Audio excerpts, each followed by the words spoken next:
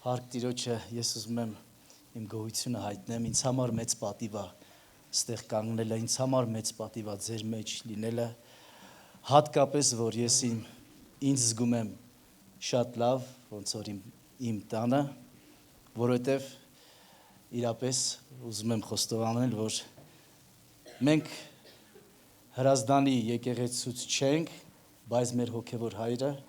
Արտավազդ աղբերն է, Արտավազդ աղբեր բոլորի առաջ խոստովանում եմ, որ քեզ սիրում եմ իմ հոր պես, ինչպես հորս եմ սիրում, իմ հորս եմ սիրում, այնպես էլ քեզ։ Շատ շնորհակալ եմ։ Իդեպ ասեմ, որ մեր եկեղեցու եւ մեր կյանքի մեջ շատ բան սենց կտրուկ փոխվեց, երբ որ Արտավազդ աղբերը եւ Գայանե քուրը եկան մեր մոտ ծառայության եւ մենք իրապես զգացինք հայրական սեր, մայրական սեր, սենց բավականին տարիներ սենց թողած էինք, բայց այդ հայրական սերը զգացինք, երբ որ իրանք այցելեցին մեզ, մեր կյանքը փոխվեց։ Մեզ որ շատ շնորհակալ եմ եւ բարձր պատիվ ունեմ, որ ունեմ հնարավորություն ձեզ հետ կիսվելով Տիրոջ խոսքը։ Իրապես ես ներողություն եմ խնդրելու միանգամից իմ հայերենից, ես մի քիչ դժվար կարող եմ խոսամ հայերեն, կրթությունը ստացել եմ Ռուսաստանում, նենց որ եթե դժվարությամբ խոսեմ, ներողություն, միանգամից ներողություն եմ խնդրում, զուտ չեմ սիրում, որ պերևոդներ են անում, դրա պատճառով կփորձեմ հայերենով խոսել, եթե համարել է լինի, եղբայրը խնդրել եմ, որ վերջը ինքը կարդամ, ուզում եմ խոսեմ մի թեմայից, որը իմ սրտից է և որը ես ապրել եմ իմ կյանքիս մեջ, իմ անձնական փորձից։ Ես տեսնելով մարդկանց, տեսնելով նաև իմ կյանքը, մի բան եմ նկատել, որ շատ անգամ լսելով Աստծո խոսքը, մենք Աստծո խոսքը տեղադրում ենք մեր ծրագիրների և մեր պլանների մեջ։ Փորձում ենք տեղավորել Աստծո ճշմարտությունները մեր անձնական կյանքի մեջ,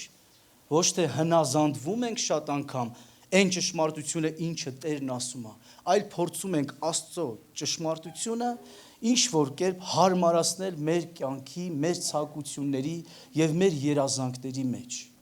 Եվ շատ անգամ պարտությունը մեր կյանքի սկսվում է հենց դրանից, երբ որ չենք հնազանդվում Աստծո խոսքին, այլ փորձում ենք Աստծո խոսքը օգտագործել մեր շահերի համար։ Եվ այս ձևի մեկն է ես եմ եղել, սիրելիներս, եւ իմ կյանքիս մեջ շատ եմ թենց ուզեցել, որ Աստծո խոսքը աշխատի ինձ համար, ոչ թե ես իր համար, եւ ոչ թե հնազանդվեմ Տիրոջը, այլ փորձեմ Տիրոջը իր օրհնությունները, իր գործը, իր խոսքը իմ ծրագիրներիս մեջ սենց տեղավորեմ, բայց շատ անգամ պարտությունը հենց դրանից է սկսում, սիրելիներս, դրա համար խոսքը վերնագրել եմ այսպես, մեր այսօրվա խոսքին, ինչպես մենք խոսքը այսօրվա ինչ ռեակցիա տալիս ենք, այնպիսի ապագա էլ ունենում ենք մեր առջևում։ Այսինքն դու ինչ ռեակցիա ես տալի, ինչ ձև ես վերաբերվում խոսքին, այդ ապագան ունենալու ես քո կյանքում։ Ուզում եմ բացենք առաջի համարը եւ խնդրել եմ եղբորս կարդա Երեմիայի ողբը առաջի գլուխ 8-րդ եւ 9-րդ խոսքը կխնդրեմ եղբայրս կարդա։ Երուսաղեմը ծանր մեղանչեց, դրա համար զզվելի է համարվում, նրա բոլոր պատվողները անարգում են նրան, որովհետև տեսան նրա մերկությունը, նա ինքն էլ է հեծում ու ետ է դառնում։ Նրա պղտությունները իր քղանցքների վրա է, նա չհիշեց իր վերջը եւ զարմանալի կերպով ցածրացավ։ Մխիթարիչ չունի, նա իր օվտ է իմ տառապանքին, որը պարտացավ թշնամին։ Իմ խոսքերով փորձ եմ բացատրել, ստեղ ասում է, որ ռուսերենով ավելի պարզ է, շորերի ներքևում կեղտ կար, իր զգեստի ներքևում, 9-րդ խոսքում ասում է, նա Պադոլի было у него нечистота, это շորի ներքևի մասն է։ Ասում է կեղք կար ներքևի մասում իր շորի։ Չնկատեց, ուշադիր չեղավ եւ սրանով իր ապագան վնասեց, ասենց ասեմ, իմ խոսքերով ասեմ։ Իր ապագան կախված էր նրանով, որ ուշադրություն դարձնի իր կեղտերին եւ մեղքերին, իր ճանապարհներին, իր հագուստին։ Եվ երբ որ մենք խոսում ենք եւ մտածում ենք հանդերձների մասին, Աստվածաշունչը շատ համարներ կա հանդերձների մասին եւ փոխաբերական մենք գիտենք, որ հանդերձները, որ Աստված տալիս է, այդ ճշմարտությունն է, արդարությունն է մեր, որ Աստված մեզ արդարացրել է եւ արդարության հանդերձներ ունենք ամեն մեկս։ Ամեն մեկը, ով վերածնվել է, ստացել է Տիրոջից արդարության հանդերձներ,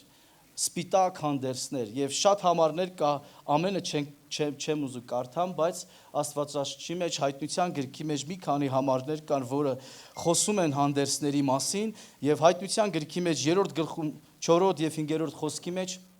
երբ որ Տերը խոսում է եկեղեցում, մի եկեղեցում ասում է ձեր մեջ ոմանք կային, որ իրանց հանդերձները մաքուր պահեցին, այսինքն իրանց շորերը մաքուր պահեցին եւ արժանի են ինձ հետ հավիտենության մեջ լինել։ Այսինքն, այդ հանդերձները տրված է ամեն մեկից։ Դա մեր արդարությունն է։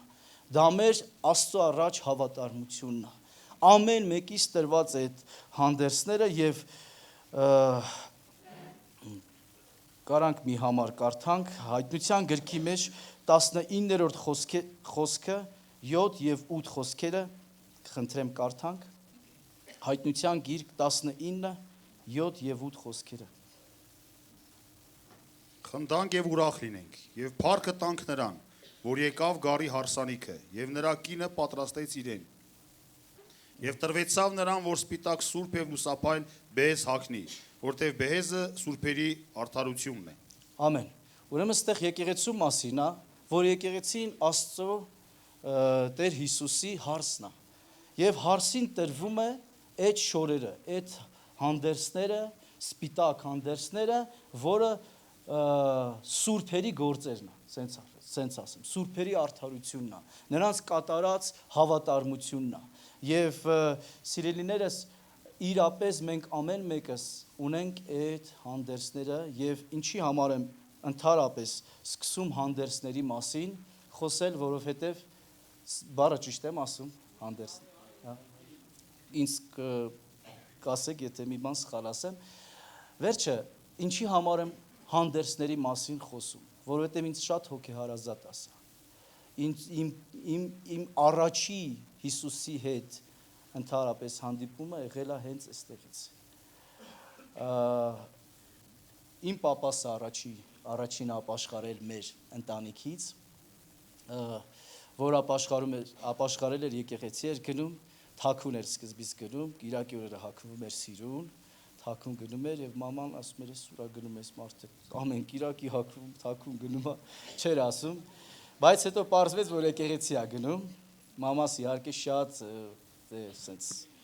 ոնց կարելի է խայտարակվում ենք, մենք էլ դառանք հավատացյալ եւ այլ, սենց շատ դեմ էր, որ ինքը գնում է եկեղեցի, բայց ինքը որ բացահայտվեց, որ գնում է եկեղեցի, սկսեց բոլորիս հավաքել, ամեն երեկո հավաքում էր եւ ասում էր, ինձ հովիվը ասելա, որ այս տան հովիվը ես եմ, ուրեմն ես պետք է քարոզեմ, դուք էլ լսեք, ամեն երեկո քարոզում էր նույն քարոզը, Դավիթի մասին, չգիտեմ, երևի տեղն էր իրան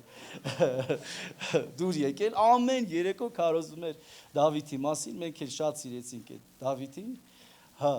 վերջը, սենց մի օր հիվանդացա, տակությունս լավ բավականին բարձր էր եւ ասեց հոգ մի տարեք, այս այաղոթելու եմ անցնելու է։ Ես նորա հավատում, ոնց ասենք, sense հավատում եմ, որ բժշկություն է լինելու եւ ձերք դրեց, աղոթեց, մի անհանգստացի, մաման արդեն ուզում էր սկորի կանչի եւ այլ, sense վատ է, էլի արդեն բանը 40-էր տակությունը, վերջը աղոթեց, ոչ մի բան չեղավ։ Հələ մի բան էլ վատացա։ Ու սենց մի քանի ժամ հետո երեխայի պես այդ վաղը 13 տարեկան էի, երեխայի պես երկինք նայեցի եւ ասեցի Տեր, ինչու չես բուժում։ Ասենք ես էլ էի հավատում, որ պապան ասել է, հիմա բժշկվելու եմ։ Ասեցի, ինչի՞ չես ինձ բժշկում։ Երբ որ այդպես ասեցի, չգիտեմ, քնել եմ, թե տեսիլք եմ տեսել, ես անջատվել եմ այդ ժամանակ եւ տեսել եմ ինձ կողքից, ես կողքին էի, տեսել եմ ինձ մութ, բոլոր մութեր, ես էի եւ Հիսուսն էր կանգնած, սպիտակ շորերով, շատ սպիտակ, փայլուն սպիտակ շորեր, չեմ կարող բացատրել ինչպես, փայլուն սպիտակ շորերով, մարմին չէր երևում, ոտքերի վրա էր, սաղ սպիտակ էր։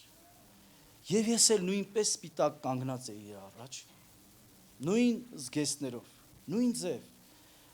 բայց նկատեցի, որ իմ ոտքերիս մոտ ներքևը, այդ տոշկեք կային, նշաններ, կեղտեր կային, լաքաներ կային, այո, եւ ինչի համար հենց սկզբից կարդացի այն համարը, ինձ շատ հոգի հարազատ է, որովհետեւ ես տեսել եմ այդ զգեստները իմ վրաս, բայց կեղտոտ։ Ու սես տեսա այդ զգեստները եւ Հիսուսն ասեց դու ինձ հետ կլինես, բայց սկզբից մաքրի այդ կեղտերը։ Եվ ձերքը սենց բարձացեց, ասեց գնա եւ ուրիշներին էլ ասա, որ իրանց մեղքերը,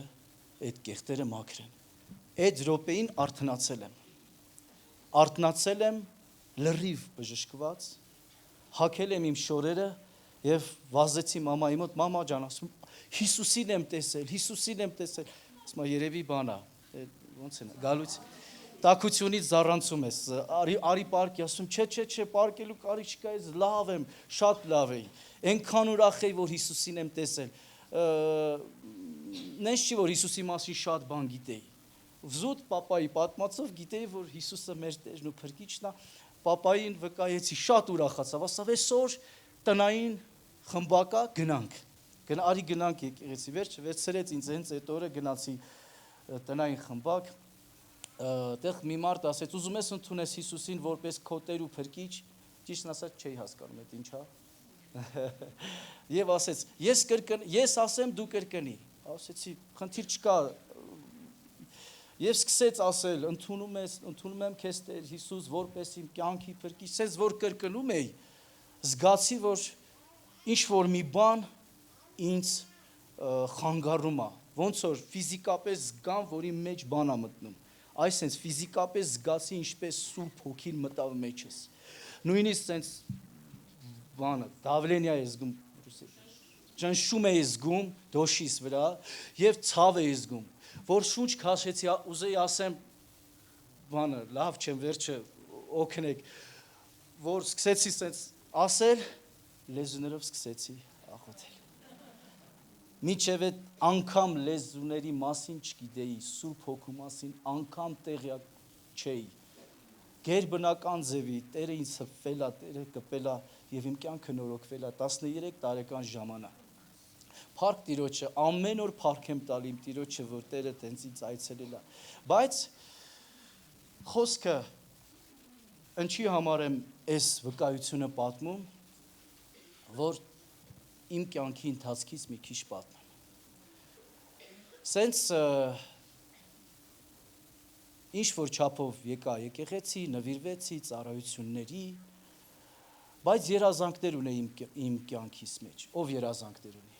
Ջահելները սովորաբար երազում են ինչ որ, սենց երազանքներ ունեն, ծրագիրներ եւ նպատակներ իրենց կյանքում։ Ես երազում էի, որ աշխարհի չեմպիոն պիտի դառնամ։ Բարբարով էի զբաղվում եւ բարբան ինձ համար ամեն ինչ էր։ Հա, եւ սենց երազանքով պարապում էի։ Պարապում էի, եկեղեցի էի գալի եւ այդ պարապունքը ինձ լրիվ տարել էր Աստծուց։ Տեսանելի ձևի ծառայում էի Տիրոջը, բայց սիրտս հեռու էր նրանից։ Տեսանելի ձևի գալիս էի, նույնիսկ երգում էի, նույնիսկ ինչ որ գործ էի անում, բայց ես ու Հիսուսը իրար հետ հարաբերություն չունեինք։ Ես հեռու եմ մնացել նրանից։ Եվ հիմա եմ հասկանում ինչու է Տերը ինձ ցույց տվել այդ լաքերը, այդ կեղտերը, որովհետև ես տարիներ շարունակ կարելի ասել ձևական հավատացյալ եմ եղել, բայց տեսանելի, որ տեսնեի, կասեք, ես իշ կրակոտ հավատացյալ եմ։ Սիրելիներս, թենց մեկը ես եմ եղել, տեսանելի հավատացյալ եմ եղել, բայց ներքս իրա հետ չի եղել։ Վերածնված եմ եղել, ես չի, որ խոսքը կարդում էի, բոլորի հետ աղոթք էի անում, բայց Տիրոջ հետ այդ հանդիպումը չունեի ամենօրյա։ Եվ թենց երազանքս ինձ տարել էր միտեղ, որ զուտ ձևի համար գալիս էի եկեղեցի։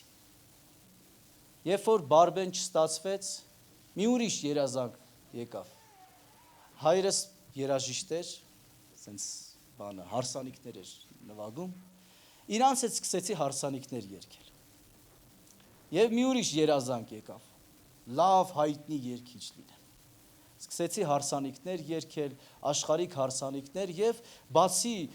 աշխարհիկ հարսանիքները նաեւ ծառայում էի եկեղեցում, երգչախմբի մեջ։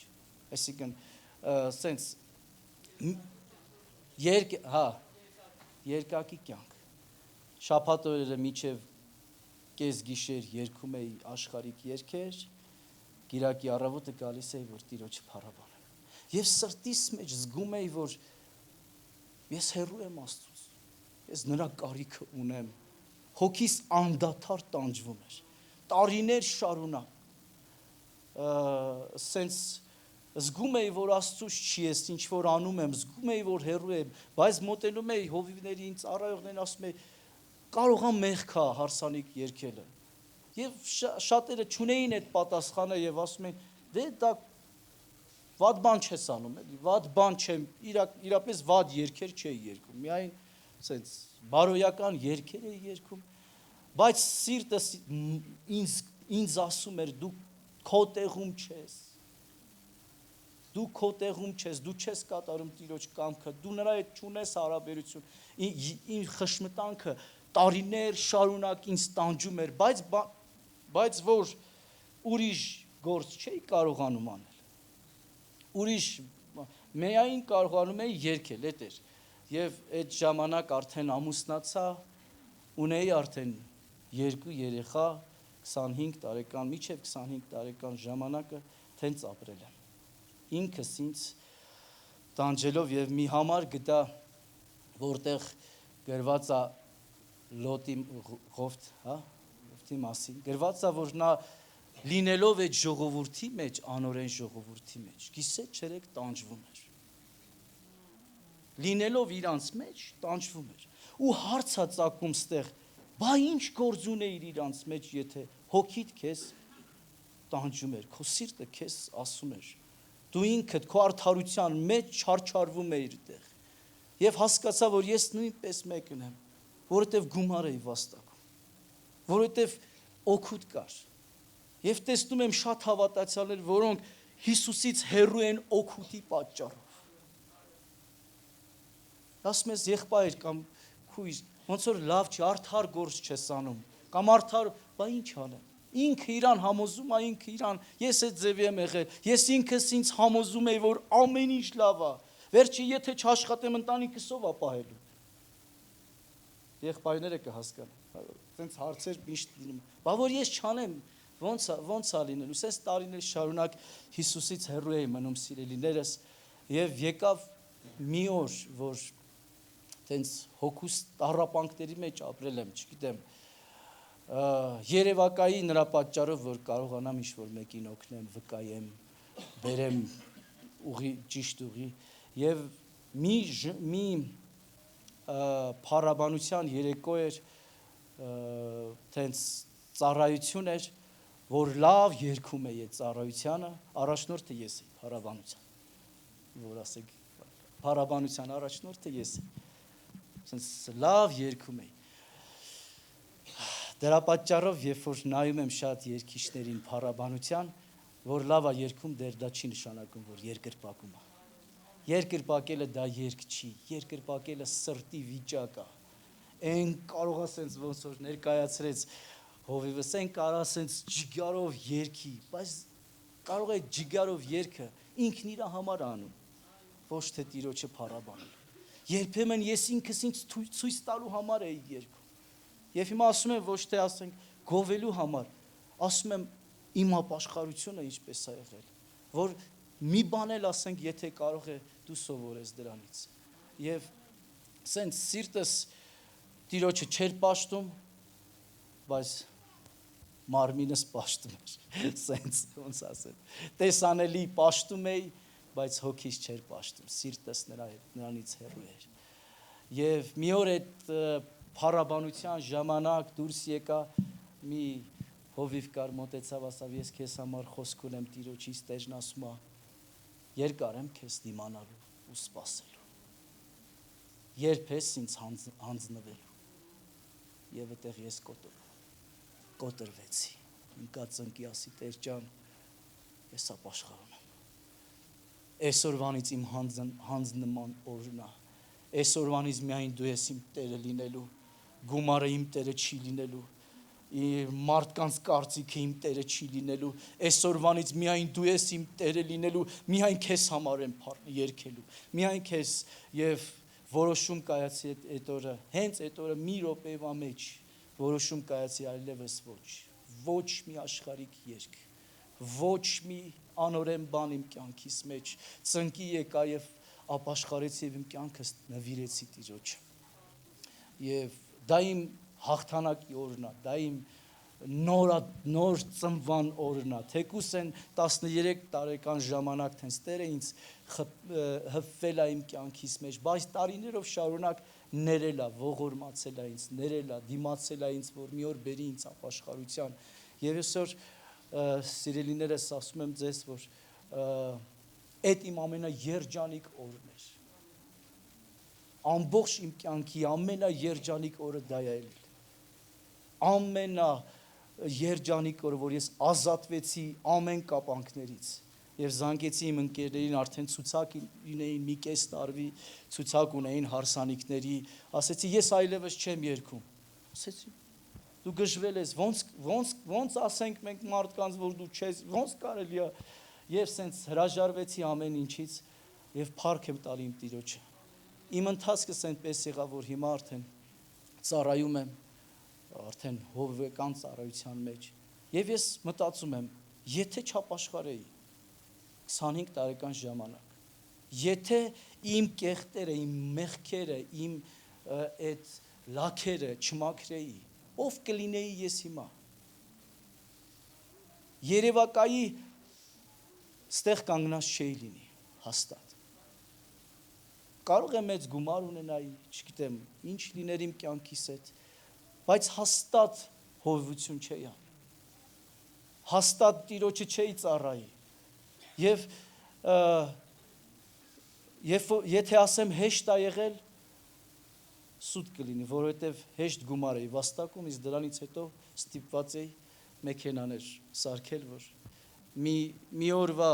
աշխատավարձը մի ամիս աշխատում էի, բայց երջանիկ, որովհետև սիրտս Տիրոջին է եղել։ Ասում է այդ մազութը, որ գլխիս կաթում է, ես ավելի երջանիկ եմ եղել այդ ժամանակ, երբ որ մազութը գլխիս կաթացել է, քան ինչ-որ մեկի համար երգելու, ինչ-որ բեմում, որ գալիս են շնորհակալություն, սենց փառք եմ տալի իմ Տիրոջը։ Ու այս խոսքը ասելով, ինչպես Իսրայելի ազգի մեջ, երբ որ կարդացինք, ասում է նրանք ռուսերենով ասում է, որովհետև իրանց ապագայի մասին չմտածեցին։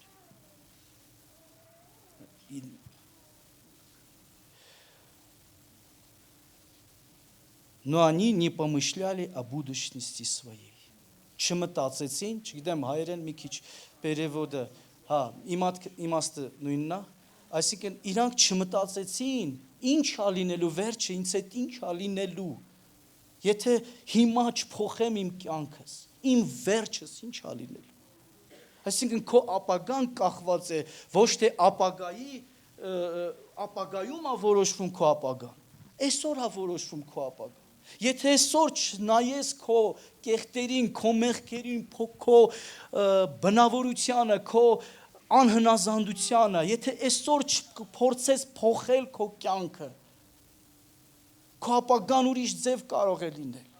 Եվ Տերը այսօր խոսում է սրտիդ հետ, ամեն ամեն ծառայության, ամեն քարոզի, ամեն վկայության Տերը քո սրտի հետ խոսում է, ինչպես իմ սրտի հետ էր խոսում, քո ապագան ինչպես է լինելու։ Դու կարող ես ինքդ քեզ հասցոր համոզել ես, որ ամեն ինչ լավ է։ Եկեղեցի գնում եմ, տեսանելիորեն չեմ մեղք չեմ անում, ես էլ չէի մեղք անում։ Բարոյական մեղք, այսինքն նես չի որ ծխում էի, խմում էի կամ ինչ որ հայհոյություն էի անում, չէ, ոչ մի տենց մեղքեր չկար, ինձ պահում էի, բայց ինձ Հիսուսից հեռու էի պահում։ Ինձ խանգարող բան կար, որ նրա հետ հանդիպում ունենամ։ Ուզում եմ քեզ ասեմ, ինչն է, դու ինքդ քեզ հարց տուր։ Մեգուցե քեզ էլ մի բան խանգարում է այսօր։ Մեգուցե ունես այդ կեղտերը քո ոտքերի, քո շորերի վրա, որ չես ուզում փոխել։ Ինչ որ բանի պատճառով ինքդ քեզ համոզել ես, որ ամեն ինչ լավ է քո կյանքում։ Եվ երբ որ նայում ենք Աստվածաշնչի ճշմարտությանը, կարող ենք նկատել, որ տարբեր ազգեր, տարբեր մարդիկ, տարբեր ձևի են արձագանքել Աստծո խոսքին։ Եվ այն մարդիկ, որոնք լսելով Աստծո խոսքը արձագանքել են հնազանդությամբ, արձագանքել են ապաշխարությամբ, արձագանքել են ծնկի ընկնելով, արձագանքել են ամբողջովին նվիրվելով եւ տրվելով, նրանց կյանքն է փոխվել, նրանց ընթացքն է փոխվել, նրանց ապագան է փոխվել։ Եվ ես հավատում եմ, որ մեր ազգի ապագան կապված է Հիսուսի հետ։ Եվ եթե մենք մեր այսօրվա ընթացքը փոխենք, այսօրվա վիճակը փոխենք, այսօրվա մեր ուղին փոխենք, մեր ապագան լավն է լինելու, քո ապագան լավն է լինելու։ Սիրելիս, եթե այսօր քեզ նվիրես Հիսուսին, տեսեք երկու օրինակ բերեմ։ Իսրայելի ազգը, որը հնազանդվում չէր Տիրոջը, նրա խոսքին, եւ ինչպես եղավ նրա ապագան։ Ինչպես եղավ նրա ապագան։ Շատ ցավալի, չէ՞։ Երբ որ կարդում ենք ամեն անգամ նույն խնդիրն է, երբ որ Տիրոջ խոսքին չեն հնազանդվում, ապագան վատ է լինում։ Սակայն Տերը խոսք էր տվել իրանց, որ իրանց ապագան լավ է լինելու։ Երբեմն մարդիկ վերցնում են Տիրոջ խոստումները եւ ասում են իմ ապագան լավ է լինելու, բայց ինչ դեպքում քո այսօրվա քո հնազանդության հետևանքով ապագան լավը լինելու։ Եթե չհնազանդվես, քո ապագան չի կարող լավը լինել, որովհետև Աստված փնտրում է սրտեր, մարդկանց, ազգեր, որոնք խոնարհվում են նրա առաջ։ Եվ Իոնան ոնց է, Հովնան մարգարեն, երբ որ գնաց Նինևիա քաղաքը, Նինևիան ճիշտ եմ ասում, Նինվե քաղաքը, կներեք սա ռուսերենային։ Հա, Նինվե քաղաքը քարոզեց նույն ահավոր մի հատ քարոզ, չէ՞։ Օրհնության քարոզ չէր։ Ապագայի քարոզ չէր։ Ապագան ասում էր, ձեր ապագան վատն է լինելու։ Սակայն Իսրայելի ազգը կարդում էր, իրանց ապագան լավն է լինելու։ Նա գնաց եւ քարոզեց, ձեր ապագան վատն է։ Դուք բոլորը մահանալու եք։ Դուք ապագա չունեք։ Եվ ինչ ձև արձագանք տվեցին նրանք Տիրոջ խոսքին։ Աստվածաշունչն ասում է 3-րդ գլխի 4-րդ խոսքից գրված է, որ բոլորը ապաշխարեցին, ծնկի եկան, թագավորից բռնած, բոլորը ծոմ հայտարարեցին, ընկան իրանց այդ բարձությունից, մեծությունից, փառքից, իրանց այդ հպարտությունից, իջան ցածրացան, ասին Տեր ողորմիր մեզ։ Ինչպես եղավ իրանց ապագան։ Օրհնության։ Բայց նրանք այն ազգը, որ ընտրված էր օրհնության Իսրայելի ազգը, իրանց սրտերը քարացրին Տիրոջ առաջ։ Եվ Հիսուսը համեմատություն է բերում Մատթեոս 12:41 խոսքի մեջ ասում է իրանք ապաշխարեցին զուտ մարգարեի քարոզից եւ կյանք ստացան։ Այստեղ մարգարեից ավելի մեկը կա, որը ձեզ քարոզում է, բայց դուք չեք ապաշխարում։ Սիրելիներս, այսօր բարձր եւ մեծ հնարավորություն ունենք Հիսուսի խոսքերին հնազանդվելու, զուտ տրվելու նրան, զուտ լսելով խոսքը, ոչ թե ասես դե լավ վաղը կապաշխարեմ, ունեմ խնդիրներ, բայց հետո ինպես ես էլ եմ ասում, դե հետո մի քիչ դեռ ժամանակը չի, ոնց որ էսա մի քիչ հիշում եմ պապաս էր ինձ համոզում, ասում էր տղա ջան, հասկանում եմ հոգևոր Պապաս հոգևոր է, ու զուտ իմ մասին էր, ֆինանսապես էր, ասում բայ երեխաներ ունես, բայ այդ երեխաներին ոնց ա լինելու։ Ես չգիտեմ, Տերը պահել է, ոչ մի օր սոված չենք եղել։ Փառք Տիրոջը։ Մի մտածի, սոված չես մնալու սոված։ Պարտադիր չի փախնես, ես իմ մի ուրիշ երկիրներ, որ քո ընտանիքը պահես։ Պարտադիր չի, եթե Տերը կանչել է քեզ այստեղ, այսօր, այս ծառայության, ես տեսնում եմ նաև Ռուսաստանում կամ ամենուր մարդիկ լավ ապրելու համար փախնում են, գնում են ինչ-որ միտեղ, իբր իրանց համար լավ լինի, բայց երբեմն ցենց լինում է, որ մարդիկ հարց չեն տալի Տիրոջը, Տեր, իսկ դու ինչ ես ուզում։ Մենք ծրագիրներ ենք գծում, չգիտեմ, կազմում ենք մեր սրտի մեջ ինչ-որ երազանքներ եւ ասում ենք, բերում ենք Աստծո առաջ, ասում ենք ստորագրի։ Տերը նայում ասում է, իմ կամքը չի, ոնց ստորագրեմ։ Դու ասում ես, չէ, Տեր, ես ուզում եմ, որ դու սենց անես, ես ծրագիր ունեի վերջը։ Բայց ինքն ասում է, բայց ես ուրիշ ծրագիր ունեմ քո կյանքի համար։ Ինչի՞ պետք է ես քո ծրագիրը ստորագրեմ։ Եվ շատ անգամ դու որ գնում ես քո ծրագրի հետևից, Տերը սպասում է։ Միջև արթնանաս, ուշքի գաս եւ ապաշխարես, նորից վերադառնաս քո կյանքը, քո ընթացքը իր ուղիների մեջ դրսևորես, որտեվ Տերը սիրում է մեզ։ Նա հայր է, որ ամեն օր պայքարում է քեզ համար։ Ես հավատում եմ, որ Տերը պայքարում է ինձ համար։ Նաև հավատում եմ, որ Տերը ամեն օր պայքարում է ձեզ համար, որ դուք եւ ես հնազանդ լինենք նրան։ Կան մարդիկ, որ իրանց ամբողջ կյանքում ոչ մի անգամ լրջորեն չեն ասել Տիրոջը, Տեր, հանձնվում եմ քեզ։ Լրջորեն, որ ասենք ոչ մի իմ ծրագիր, ոչ մի իմ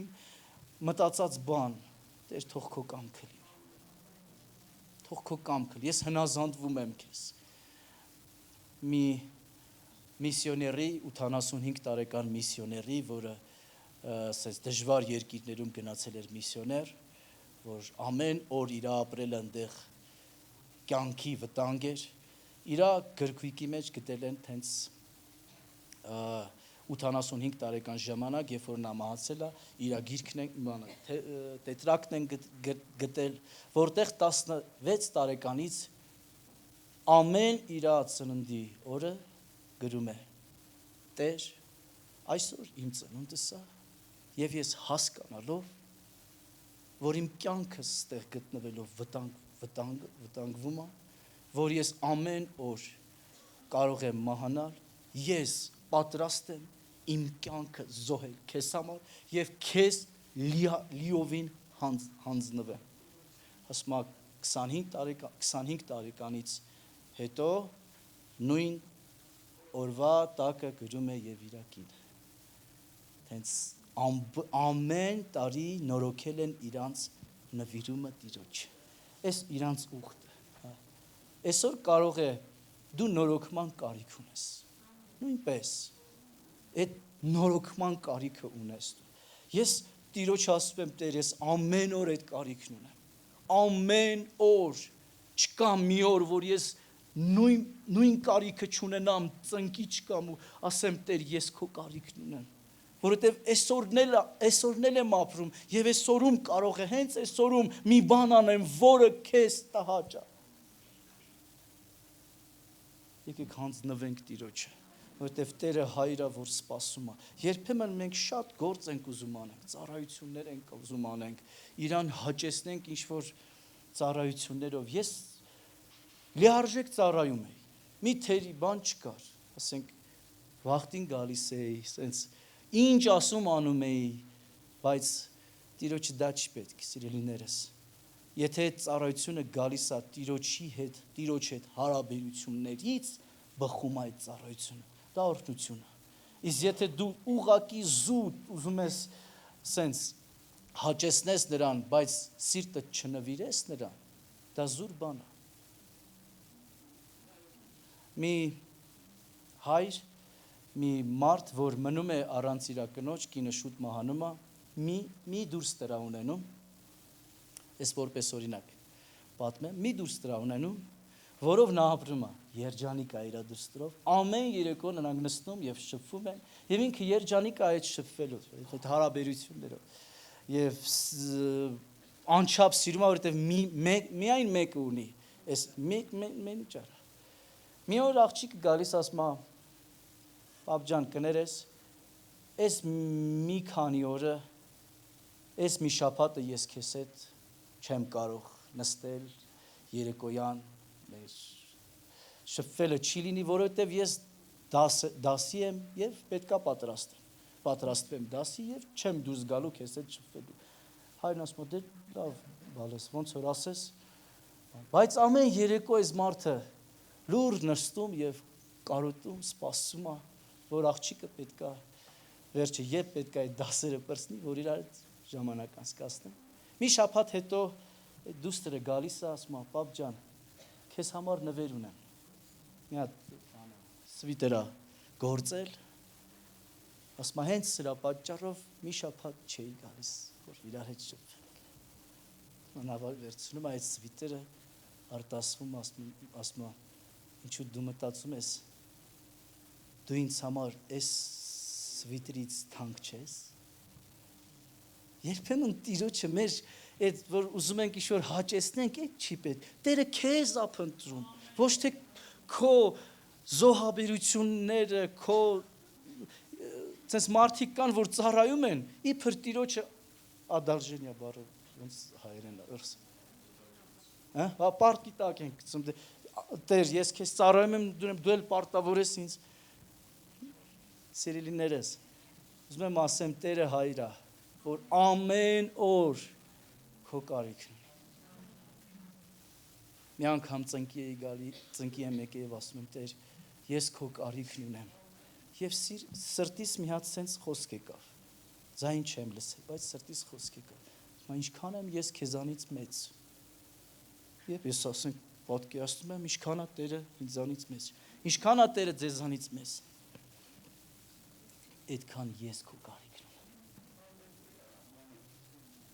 Երբ որ ասում ես, Տեր, ես քեզ սիրում եմ, Տերն ասում է, բայց դու կարող ես պատկերացնել, ինչքան եմ ես քեզանից մեծ, այդպես էլ ես եմ քեզ սիրում։ Մի հայր վկայում է իր տանն էի, սենց մտասենյակ, իր որդին հովիվ է, իր որդին էլ եկեղեցի չի գալիս, իրանից հեռու է, չի ուզում իր տեսնի։ Մտա իր տուն, սենյակը սենց, որդու սենյակը տենց մտանք, ասեցի ստեղ բան ասես, տղայիս սենյակն է, խնդրել եմ, որ ոչ մի բան չփոխեն։ Ասում եմ, բայց ահագին վախտանք ստեղ չի, ասում եմ, չեմ թողել, որ լվանան, ոչ մի բան, ասում եմ, չի։ Ասեց գալիս եմ այդ տեղաշովի վրա պարկում եմ, իր հոտն եմ զգում, կարոտից մեռնում։ Ասում եմ, մարդը կարա իր որդուն սենց սիրի։ Եվ Տերն ասում է, եթե դուք չար եք, դուք կարողանում եք ձեր որդուն սենց սիրել եւ սպասել, իսկ ես, եթե այդ մարդը այդ ուղակի այդ սենյակը չի ուզում անգամ թողել, որ Տիրոջ որդու հոտը զգա, սենց իր ներկայությունը զգա, ինչպես է Տերը մեզ ուզում, սիրելիներս,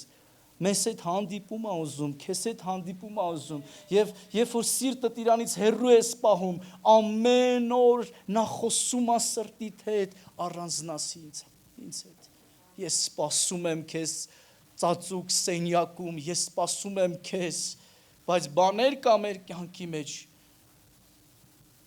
որոնք խանգարում են մեզ նրա հետ հանդիպում ունենալ։ Ամենամեծ բանը սա է, երբ որ դու չես կարողանում վերջապես ասես մի պարզ բան, առանց որևէ հետևի մտքի, մի պարզ բան, Տեր, հանձնվում եմ քեզ ամբողջովին, հանձնվում եմ քեզ, դու ես ինձ պետք ամենից առավել, ամեն փառքերից առավել, ամեն գումարներից առավել, այս աշխարհից էլ առավել, միայն մեկը կա, որին կարող ես այդ բառերը ասես, այս աշխարհից առավել դու ինձ պետք ես։ Եվ երբ որ դու զգում ես այդ կարիքը, երբ որ քո սրտի մեջ այդ ցանկությունը կա, այդ ծարավը կա, ուրեմն հաստատ Տերը գալու է։ Գալու է աննկատ, երբ որ դու անգամ չես պատկերացնելու, գալու է զորավոր, գալու է փոխելով քո ամբողջ ընթացքը, գալու է օրհնության, այլ ոչ թե վատ հետևանքներով։ Բայց երբ որ բռնում ենք մենք սխալ ուղիները, հավատացեք, մեր հետևանքը վատ է լինելու, ու այդ վատը ոչ թե ասենք, ես չգիտեմ, շատ անգամ մարդիկ մտածում են ինչ-որ կորուստի մասին, ամենամեծ կորուստը սա է, երբ որ նրա այդ հարաբերությունն ես կորցնում։ Աստվածաշունչը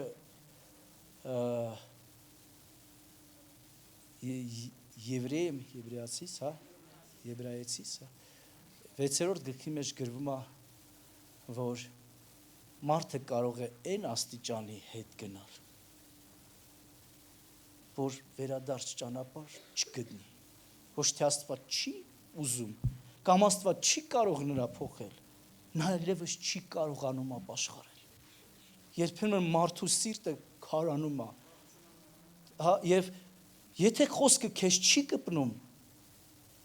գիրակի օրվա քարոզները, կամ խոսքը երբ որ կարդում ես, այլևս քեզ չի հուզում, դու այլևս չես զգում ապաշխարություն, դու կարիք, որ ապաշխարես, եթե դու չես զգում քո սրտի մեջ, որ այդ խոսքը հենց հիմա անհրաժեշտ է քեզ, ուրեմն սա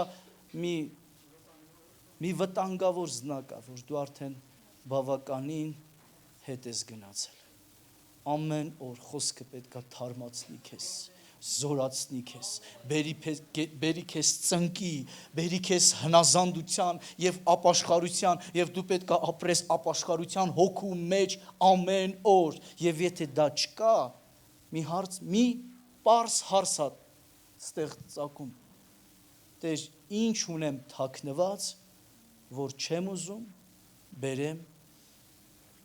քո առաջ, ինչ ծածուկ բան ունեմ իմ մտքիս մեջ, որի հետ արդեն համակերպվել եմ։ Սենց լինում է, սիրելիներս,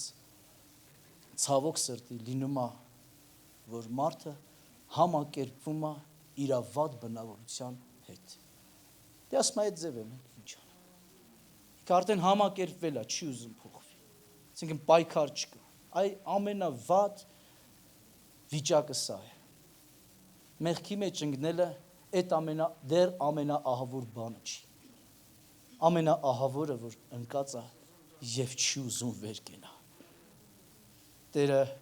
ասում է, իսկ ընկած ժամանակ չեն վեր կենում։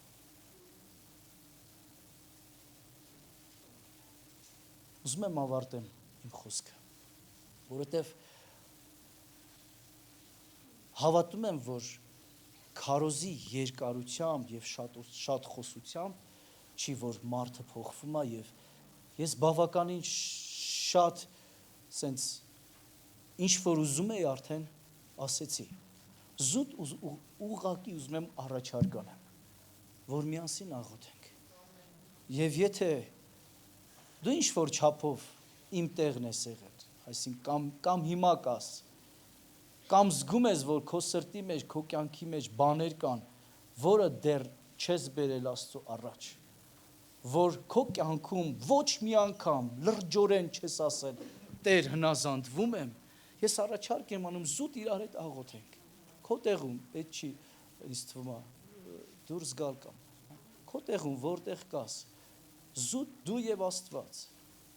հարաբերություններ կան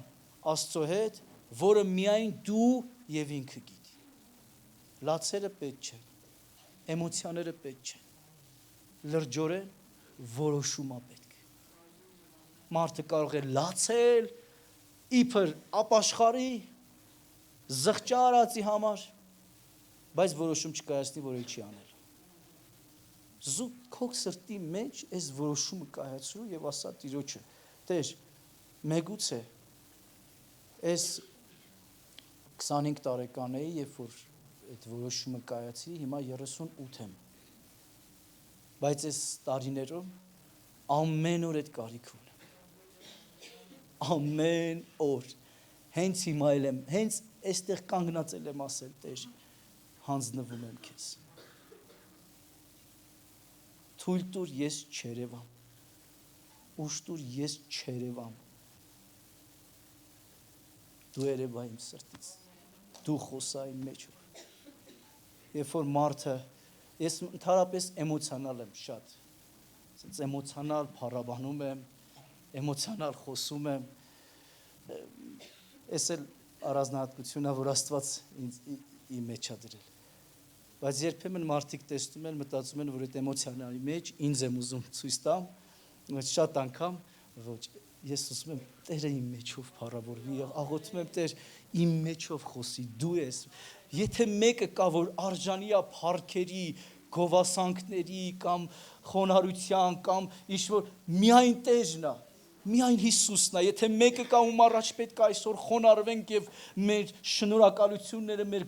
գոհությունները հայտնենք, դա միայն մեր Տեր Հիսուս Քրիստոսն է։ Եկեք ուղղակի հանձնվենք նրան։ Նա ասեց, եթե ամբողջովին չտրվես ինձ, դու իմ աշակերտը չես կարող լինել։ Եթե որևէ մեկին, երեխայի, ծնողի, որևէ մեկին սիրես ինձանից առավել, ինձ արժանի չես։ Եթե անգամ քեզ չուրանաս, քո եսը չուրանաս, ինձ արժանի չես։ Զուտ հնազանդվենք այդ խոսքին, ասենք Տեր, թող մենք արժանի լինենք քեզ հենց այս խոնարհությամբ։ Աղոթենք թույլ տաք։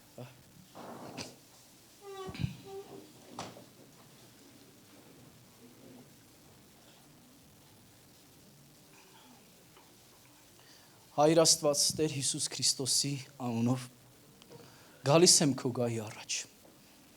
Աստված իմ, նույնպես ինչպես ինձ ամեն մեկիս Տեր ջան, այստեղ ամեն մեկիս կարիքը դու ես։ Ամեն մեկիս փափագը դու ես, Տեր։ Ամեն մեկիս կարոտը դու ես։ Հոգիս անդադար ծարավում է քեզ, հոգիս անդադար փնտրում է քեզ, երբ եմ հանդիպելու քեզ հետ, Տեր, նորից և նորից ուզում եմ գրկես մեզ, ուզում եմ այսօր Տեր աղոթք եմ անում այն մարդկանց համար, որ իրանց սրտի մեջ այդ որոշումը այսօր կայացնում են, խնդրում եմ Տեր Հիսուս, ամեն մեկիս առաջնորդի դեպի քեզ հնազանդության, դեպի քո փառքի, դեպի քո հոգուտ առաջնորդության, Տեր, շնորհակալ եմ, հանձնվում ենք քեզ, նվիրվում ենք քեզ, տրվում ենք քեզ, ամեն փառքը քոնն է, Տեր ջան, ամեն գոհությունը միայն քոնն է, թագավորիր մեր սրտերի մեջ, թագավորիր մեր սրտերի մեջ, դու ես մեր թագավորը, մեր փրկիչը, դու ես մեր միակ միակ հույսը, Տեր ջան, դու ես միակ իմ ապավենը, միակ իմ կարիքը, սիրում եմ քեզ, ամբողջ սրտով սիրում եմ քեզ, ամբողջ հոգովս սիրում եմ քեզ, պաշտում եմ քեզ, Տեր, պաշտում ենք քեզ, մեծարում ենք քեզ, դու ես միակ թագավորը մեր կյանքի, մեր ընտանիքների, մեր եկեղեցիների, դու ես միակ Տեր ջան, թագավորը մեր ֆինանսների, դու ես միակ թագավորը մեր անձի Տեր, մեր մարմնի Տեր ջան, փառք, պատիվ, գոհություն քեզ, շնորհակալ եմ Տեր ջան։ Հանուն Հոր, Որդու եւ Սուրբ Հոգու աղոթք արեցինք։ Ամեն։ Փառք Տիրոջ։